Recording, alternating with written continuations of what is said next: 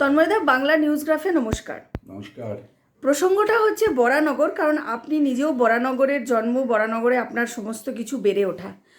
সম্প্রতি আপনি বরানগর নির্বাচন নিয়ে একটি উক্তি করেছেন, মানে একটি বক্তব্য রেখেছেন, যেটা ভাইরাল।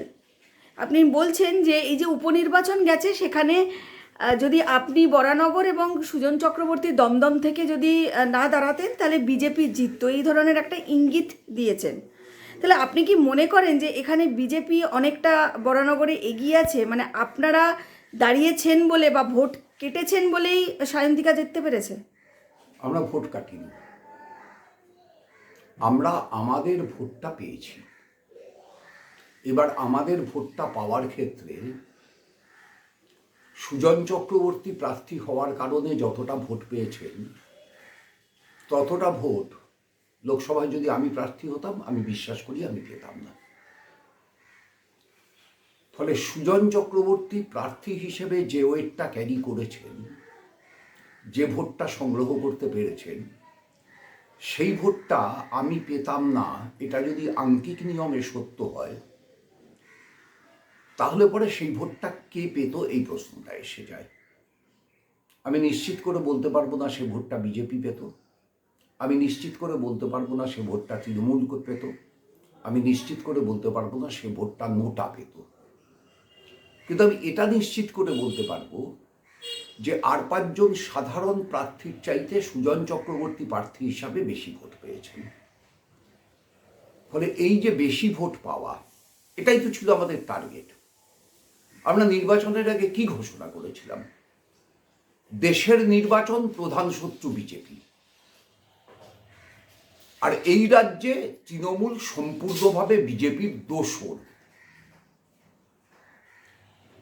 সুতরাং বিজেপি প্রধান শত্রু, বিজেপিকে পরাস্ত করতে হবে, দেশে সরকার গড়তে দেওয়া যাবে না, এই স্লোগান নিয়ে যারা নির্বাচন লড়েছে, তারা বিজেপির পরাজয়ে খুশি হবে না তো কি হবে? কারণ আমাদের যদি তাতে ন্যূনতম ভূমিকা থাকে বিজেপিকে পরাজিত করার ক্ষেত্রে, আমরা তার জন্য গর্বিত। এবং সুজন চক্রবর্তীও সাংবাদিকদের প্রশ্নের উত্তরে কথা বলেছেন যে যদি সত্যি এমনটা ঘটে থাকে, তাহলে তার জন্য আমি গর্ববোধ করছি। অসুবিধার তো কিছু নেই। সত্যকে সহজ করে মানুষের কাছে প্রকাশ করাকেই আমি মনে করি রাজনীতিতে স্বচ্ছতা। গোপন করে প্রকাশ করতে যাব কেন? আর রাজনীতিতে যদি স্বচ্ছতা না থাকে, তাহলে সে রাজনীতি কখনো মানুষের দরবারে গৃহীত হতে পারে না। তো বিজেপির তরফে বলা হচ্ছে, বিজেপির নেতারা বলছেন বা নেতা বলছেন যে আপনার এই উক্তি কোথাও প্রমাণ করে দিচ্ছে যে আপনারা ভোট কাটুয়ার কাজটা করেন।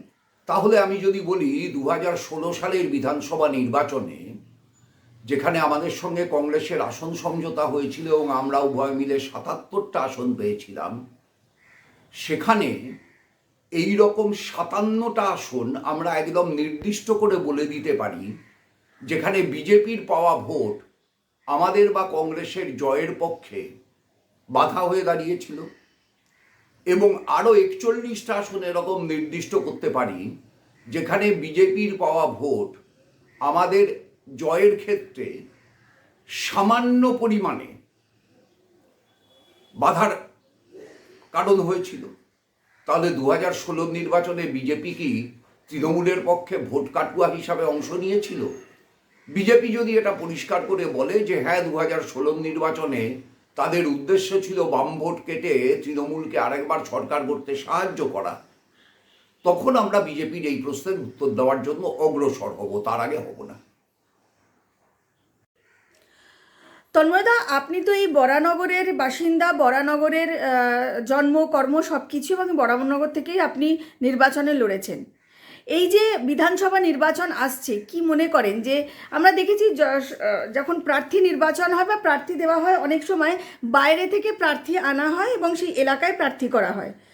আপনি দীর্ঘদিন যেহেতু রাজনীতি করেন, আপনি কি বলবেন, মানে বাইরে থেকে প্রার্থী করাটা করে আসা এবং নাকি সেই জায়গার যারা দীর্ঘদিনের নেতা কর্মী যারা কাজ করছে সেখানকার যারা জন্মকর্ম তাদের প্রার্থী করাটা অনেক বেশি বাঞ্ছনীয় এলাকার উন্নয়নের জন্য? এটা সরলীকরণ। আজকালকার দিনে মানুষ এসব দেখেনি না, মানুষ রাজনীতি দেখেন। কোন রাজনীতিটা মানুষ গ্রহণ করছেন সেটা হচ্ছে বড় কথা। যে রাজনীতিটা মানুষ গ্রহণ করেন সেই রাজনীতির পক্ষের প্রার্থী ভেতরের না বাইরের এটা মানুষ আর বিবেচনাই করেন না আজকের দিনে। একটা সময় পর্যন্ত প্রার্থী স্থানীয় না প্রার্থী বহিরাগত এটা মানুষের কাছে একটা বিবেচনার বিষয় ছিল, কোনো সংশয় নেই। আজকে সেই বিবেচনার স্পেসটা এত কমে গেছে যে আজকে এটা কোনো ফ্যাক্টর না। দ্বিতীয়ত হচ্ছে, আমি বরানগর থেকে নির্বাচন লড়ি না। আমি প্রধান যে দুটো নির্বাচন লড়েছি সেটা দমদম উত্তর বিধানসভা কেন্দ্র থেকে লড়েছি, একটাই জিতেছি, একটাই হেরেছি। আকস্মিকভাবে বরানগরের উপনির্বাচনটা হয়েছে, যেটা হওয়ার কথা ছিল না। সেই উপনির্বাচনটায় বরানগরে পার্টি আমাকে প্রার্থী করেছিল, কিন্তু বরানগর আমার নিজের আসন না, আমার নিজের আসন দমদম উত্তর। সুতরাং পার্টি প্রার্থী করেছিল, আমায় নির্বাচনে লড়তে হয়েছে। পার্টির নির্দেশেই তো আমরা চলি, তবে সেই লড়াই লড়েছি, মানুষ গ্রহণ করেননি। তো এই বরানগর নিয়ে 26-এ কি বলবেন? দেখুন, আমি তো রাজনীতির জ্যোতিষ চর্চা করি না, তবে এটুকু বলতে পারি, তৃণমূল কংগ্রেস বরানগরে তাদের অপরাধের পরিমাণকে এমন একটা জায়গায় নিয়ে গেছে যে তৃণমূল কংগ্রেসের ভোট কমতে বাধ্য। তৃণমূল কংগ্রেস বরানগরে যে ভোট তাপস রায় পেয়েছিলেন শেষ 2021-এর নির্বাচনে, তার থেকে তৃণমূল কংগ্রেসের ভোট অনেকটা কমে যাবে।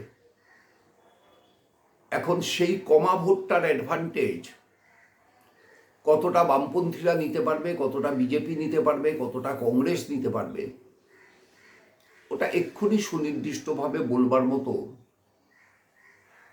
জায়গায় আমি নেই। অতটা যোগ্যতা আমার নেই মানুষকে লিড করার।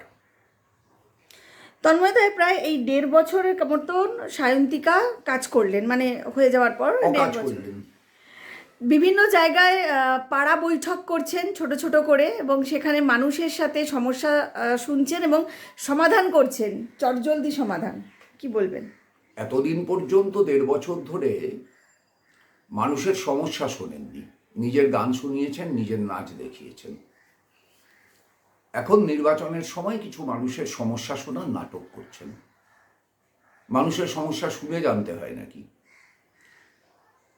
এই যে বরানগরের বিভিন্ন জায়গায় মদের ভাটি চলে, শুনে জানতে হয়। বরানগরের বিভিন্ন জায়গায় বেআইনি নির্মাণ হচ্ছে, শুনে জানতে হয়। বরানগরের একটা অংশ এখনো প্রয়োজনীয় পানীয় জল পায় না, শুনে জানতে হয়। বরানগরের বিস্তৃত অংশে নিকাশির সমস্যা ভয়ঙ্কর, শুনে জানতে হয়। বরানগরে বাগজোলা খালের সংস্কার না হওয়ার কারণে জল জমার পরিমাণ বেশি, শুনে জানতে হয়। বরানগরে দুষ্কৃতিরাজ এই সময়কালের ভেতর অতীতের চাইতে, অন্তত তৃণমূল সরকার তৈরি হওয়ার পরের সময়কালের চাইতেও বেড়েছে, শুনে জানতে হয়। তো এগুলো যদি বিধায়ককে শুনে জানতে হয়, তাহলে তিনি বিধায়ক হওয়ার যোগ্যতাই রাখেন না।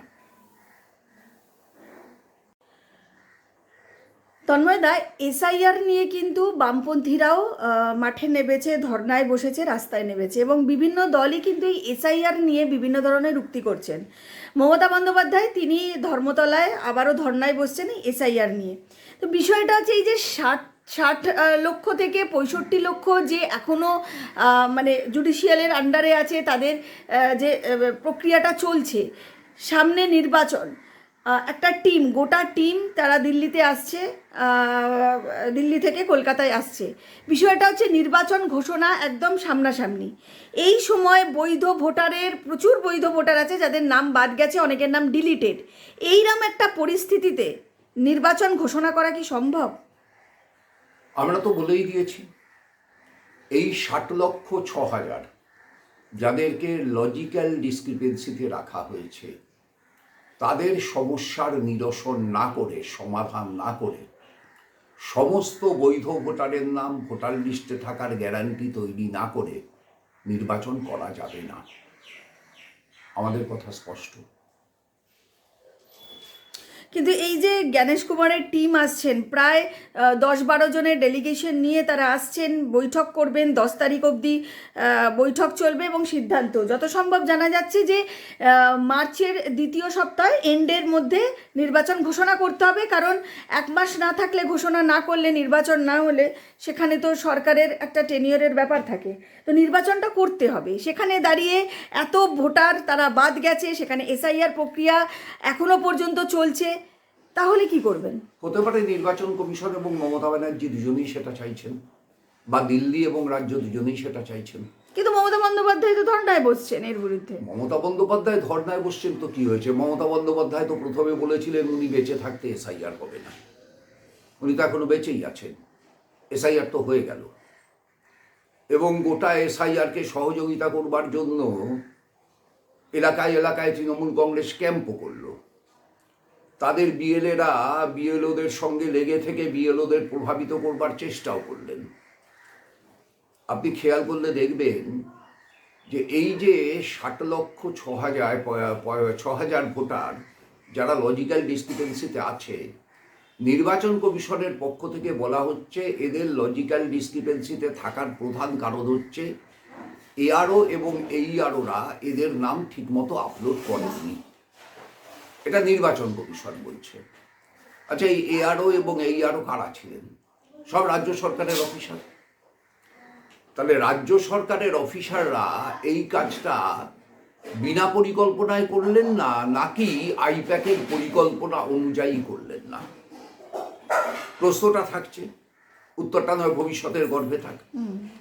তাহলে এই প্রশ্নটার উত্তর যদি এমন হয় যেটার পেছনে আইপ্যাকের খেলা আছে, যেটা বিভিন্ন ক্ষেত্রে আপলোডিংয়ের সময় আইপ্যাকের লোকেদের উপস্থিতি বিভিন্ন ক্ষেত্রে, এমনকি বিএলওকে বসিয়ে রেখে আইপ্যাকের লোকেরা আপলোড করছেন, এমন ছবিও বিভিন্ন সংবাদ মাধ্যম দেখিয়েছে, আপনারাও দেখিয়েছেন। তাহলে এই যে আইপ্যাকের লোকেরা প্রথম থেকে এক্ষেত্রে একটা ভূমিকা পালন করে গেলেন, সেই ভূমিকার উদ্দেশ্য কী ছিল? মমতা ব্যানার্জি, আমার নিজের ধারণা, তিনি প্রথম থেকেই বুঝতে পেরেছেন যে তার শক্তি কমছে। আপনি একটু খেয়াল করলে দেখবেন 2024 সালে 2019 এবং 2021 যে বাইনারি তৈরি হয়েছিল, সেই বাইনারি যে ভেঙে যাচ্ছে তার অনেকগুলো ইঙ্গিত স্পষ্ট হয়েছে। মুর্শিদাবাদে, মালদায় 11টা আসনে বাম কংগ্রেস এগিয়েছিল। এবার আপনি যদি দেখেন এই 11টা বিধানসভা কেন্দ্রে লজিক্যাল ডিসক্রিপেন্সির হার বাকি বিধানসভা কেন্দ্র থেকে বেশি। 41টা বিধানসভা কেন্দ্র আমি নাম বলতে পারি যেগুলোয় লজিক্যাল ডিসক্রিপেন্সিতে থাকার হার বিধানসভা নির্বাচন বা লোকসভা নির্বাচনে বিধানসভা ভিত্তিক ব্যবধানের চাইতে বেশি। 71টা এমন কেন্দ্র আমি চিহ্নিত করতে পারি যেখানে সংখ্যালঘু প্রধান ফ্যাক্টর না, কিন্তু মতুয়া, নমশূদ্র, তপশিলি জাতি, উপজাতি এবং একেবারে প্রান্তিক পিছিয়ে পড়া মানুষ, তাদের যে মোট ভোট সংখ্যা এবং তার ভিতর যতটা লজিক্যাল ডিসক্রিপেন্সিতে গেছে, সেটা হচ্ছে শেষ লোকসভা নির্বাচনে বিধানসভা ভিত্তিক ব্যবধানের চাইতে বেশি। এটা প্রমাণ করে যে সমস্ত কাজটাকেই সংগঠিত করা হয়েছে অঙ্ক কষে। এই অঙ্কটা কে কে কষতে পারে? মমতা ব্যানার্জি কষতে পারেন, তার হাতের যে মেশিনারি আছে তাই দিয়ে। রাজ্য নির্বাচন কমিশন তার হাতে আছে, রাজ্য নির্বাচন কমিশনের ডাটা ব্যবহার করে আইপ্যাককে দিয়ে এটা মমতা ব্যানার্জি কষতে পারেন। বিজেপি কষতে পারে কেন্দ্রীয় নির্বাচন কমিশনকে দিয়ে। কিন্তু তার চাইতেও বড় প্রশ্ন সেটা হচ্ছে যে লজিক্যাল ডিসক্রিপেন্সি, এই টার্মিনোলজিটা ব্যবহার হলো কেন? আপনি নট ইয়েট ভেরিফাইড করতে পারতেন, টু বি ভেরিফাইড করতে পারতেন, ইন কমিশন করতে পারতেন, এটা না করে আপনি হঠাৎ লজিক্যাল ডিসক্রিপেন্সি এই শব্দবন্ধে গেলেন কেন? তাহলে এই যে একটা আইনি শব্দবন্ধকে আপনি এর সঙ্গে জুড়ে দিলেন, এটার পেছনে কোন মাথা আছে ভাবার দরকার। এসআইআর যদি স্যার হয়, আর সেই স্যার যদি জ্ঞানেশ কুমার হন, তাহলে সব স্যারের একটা হেড স্যার থাকে, সেটা নরেন্দ্র মোদী। একটা অ্যাসিস্ট্যান্ট হেড স্যার থাকে, সেটা অমিত শাহ। কিন্তু স্যার থাকলে তো একটা ম্যাডামও থাকে, সেটা সম্ভবত Mamata Banerjee. Head sir, assistant head sir, sir এবং ম্যাডাম, চারজনের যৌথ পরিকল্পনার ফসল হচ্ছে এসআইআর এর আজকের পরিণতি। মমতা ব্যানার্জি প্রথম থেকে বললেন এসআইআর হতে দেবো না। মমতা ব্যানার্জি বললেন একটাও বৈধ ভোটারের নাম বাদ দিতে দেবো না। তার ইয়ারোদের আপলোড করা তথ্য থেকে এতগুলো বৈধ ভোটার তারা লজিক্যাল ডিসক্রিপেন্সিতে চলে গেলেন। ভোটার লিস্ট তালিকা ঘোষণা হয়ে গেল এসআইআর উত্তর। এবার তিনি আগামী কাল থেকে ধর্নায় বসছেন, অথবা আজ থেকে ধর্নায় বসছেন। তাহলে আজ থেকে ধর্নায় বসছেন কেন? আপনি ঠিক বলেছেন যে নির্বাচন ঘোষণা তো মার্চের 15-র মধ্যেই করতে হবে। তাহলে মার্চের 15-র মধ্যে যদি নির্বাচন ঘোষণা না হয়, অনিবার্য রাষ্ট্রপতি শাসন। রাষ্ট্রপতি শাসন হলে মমতা ব্যানার্জি চিৎকার করতে পারবেন নির্বাচিত সরকারকে বাতিল করে দেওয়া হলো। মানে বলছেন একটা ভিকটিম কার্ড খেলতে পারেন। তিনি শহীদের মৃত্যু বরণ করলেন এই দাবি করতে পারবেন, কিন্তু আসলে কি তিনি শহীদ হবেন? আমার অনুমান না। কারণ মানুষ যার মৃত্যু ঘণ্টা বাজিয়ে দিয়েছে, সে মরলে মানুষ তাকে শহীদ বলে না। মানুষ শহীদ বলে তাকে যার মৃত্যু ঘণ্টা মানুষ বাজিয়ে দেয়নি। পশ্চিমবাংলার মানুষ মমতা ব্যানার্জির মৃত্যু ঘণ্টা বাজিয়ে দিয়েছে। মানুষের কাছে তিনি 2026 উত্তর নির্বাচনী ফলাফলে মৃত। তাহলে যেহেতু তিনি 2026 উত্তর নির্বাচনী ফলাফলে মৃত, তিনি যদি তার থেকে 2 মাস আগে মারা যান রাজনৈতিকভাবে, তাহলে সেটা আর শহীদ হবে না। আমার ধারণা এই অঙ্কটা বিজেপিও বুঝে গেছে যে ভিকটিম ট্রাম্প কার্ড খেলে মমতা ব্যানার্জি এই নির্বাচনী বৈতরণী পার হতে পারবেন না। সেহেতু বিজেপি তারা এই সম্ভাবনাটায় খুব বেশি বড় বাধা হয়ে দাঁড়াচ্ছে না। এটা যদি ঘটে ঘটুক। এরই মধ্যে তাৎপর্যপূর্ণভাবে রাজ্যপাল বদল হয়ে গেল। যে মানুষটা কলকাতা থেকে দিল্লি যাওয়ার সময় কোনো ইঙ্গিত নেই, অনেক দিন কাজ করে ফেলেছেন, অবসর পালনের সময় এসেছে, সেই মানুষটার হঠাৎ দিল্লিতে গিয়ে মনে হলো অনেক দিন কাজ করে ফেলেছেন। অমিত শাহের সাথে কথা বলার পরেই, কথা বলার আগে মনে হয়নি, তিনি রেজিগনেশন দিলেন। সাথে সাথে তামিলনাড়ুর রাজ্যপালকে পশ্চিমবাংলায় অস্থায়ী রাজ্যপাল করা হলো। তামিলনাড়ুও ভোট হবে, পশ্চিমবাংলাতেও ভোট হবে। তাহলে একটা ভোট হবে এমন একটা পশ্চিমবাংলার প্রায় সমতুল রাজ্য, ওদেরও সম্ভবত 42টাই লোকসভার আসন, আর পশ্চিমবাংলা তাদেরও 42টা লোকসভার আসন। সেই দুটো রাজ্যের রাজ্যপাল এক লোক, যিনি দীর্ঘ অভিজ্ঞতা সম্পন্ন আইপিএস অফিসার,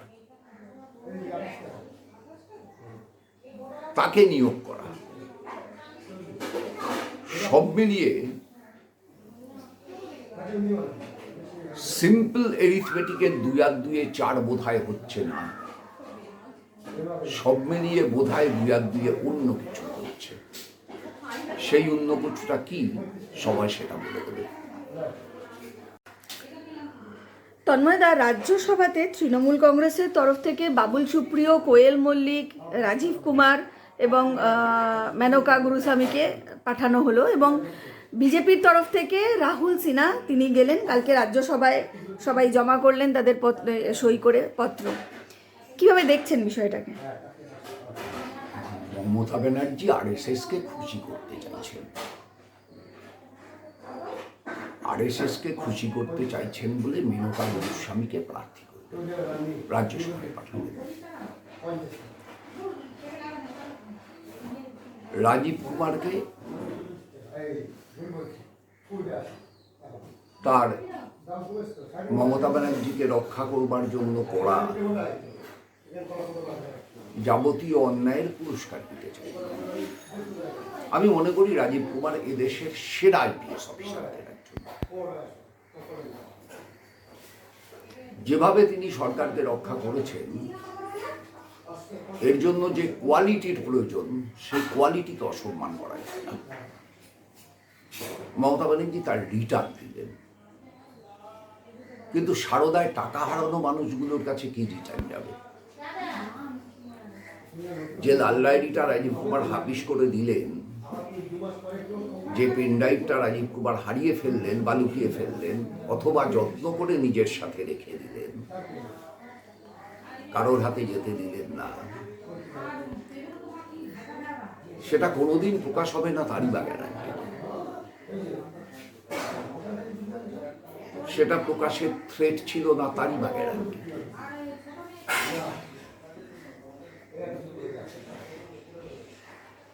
কোয়েল মল্লিক, আমি জানি না রাজনীতির কোন কাজটা জীবনে কবে করেছেন।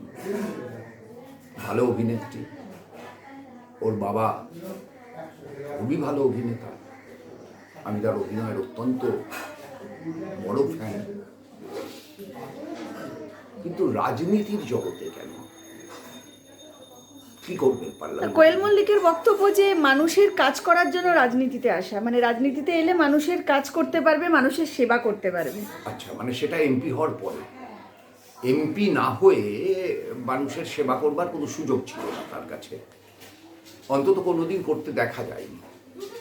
এমপি হওয়ার পরেই মানুষের সেবা করা যায়। তাহলে তৃণমূলের যে অসংখ্য কর্মী সমর্থকরা মনে করেন তারা মানুষের সেবা করছেন তৃণমূল কংগ্রেস করে, তারা সবকটাই এক একটা অপদার্থ। তাদের সকলেরই তাহলে উচিত কাউন্সিলরের টিকিট পেয়ে, এমএলএর টিকিট পেয়ে, পঞ্চায়েতের টিকিট পেয়ে তারপর রাজনীতি করতে আসা কোয়েল মল্লিকের মতো। মানুষের সেবা করতে চাই তাই রাজনীতি করতে এলাম। আর বাবুল সুপ্রিয়, তো গতকাল আমরা দেখলাম এবিপি আনন্দের সাংবাদিক উজ্জ্বল মুখার্জির প্রশ্নের উত্তর দিতে গিয়ে কিরকম ভয়ঙ্কর ভয় তাকে চেপে ধরল, কিরকম উদগ্র উদ্ধত্ত অসহিষ্ণুতা। প্রশ্ন মনের মতো না হলেই তার ডিলিট করবার জন্য চাপ। মানায় নাকি একটা রাজনীতিবিদ? তিনি তো আগে এমপি ছিলেন, ভোটে জিতে হয়েছিলেন, কেন্দ্রীয় মন্ত্রী ছিলেন, বলছি আমি, মন্ত্রী ছিলেন, বিধায়ক, ভোটে জিতে হয়েছিলেন, রাজ্যমন্ত্রী ছিলেন, রাজ্যসভায় যাচ্ছেন। তাহলে কেন্দ্রের মন্ত্রী, রাজ্যের মন্ত্রী, রাজ্যসভা, তারপরেও তার আশঙ্কা তিনি টিম-11-এ নেই। তিনিই তো বলেছিলেন টিম-11-এর কথা, উজ্জ্বল তো সেটাই জিজ্ঞেস করেছে। তো তিনি বলতেই পারতেন যে আমি টিম-11-এর একজন গর্বিত সদস্য। বললেন না কেন? বলার সাহসটা কি তিনি নিজের ভেতরে হারিয়ে ফেলেছেন? নাকি তিনি নিজেই ফিল করছেন যে আসলে তিনি টিম-11 থেকে বেরিয়ে গেলেন? কারণ মমতা ব্যানার্জির টিম কখন কিভাবে কাকে কাকে নিয়ে তৈরি হবে, সাইড লাইনে বসে থাকা কেউ সেটা আগে থেকে জানে না। সুতরাং বাবুল সুপ্রিয় জানেন না, এটাই স্বাভাবিক।